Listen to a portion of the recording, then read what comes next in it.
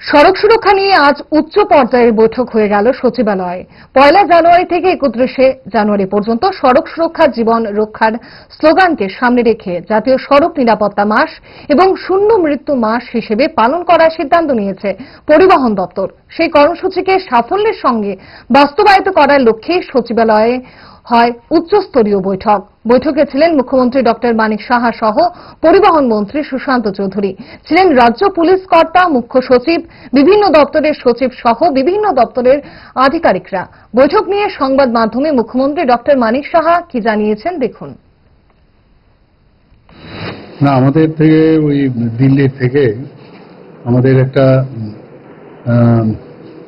Appeal এসছে যে 2026-এর 1 জানুয়ারি থেকে 31 জানুয়ারি পর্যন্ত জিরো ফ্যাটালিটি, যে রোড ট্রাফিক অ্যাক্সিডেন্ট যে হয়, জিরো ফ্যাটালিটি যেন হয়।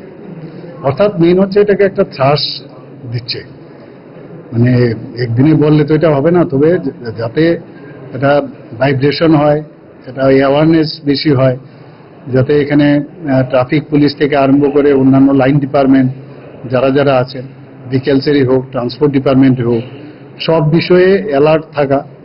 তো কিভাবে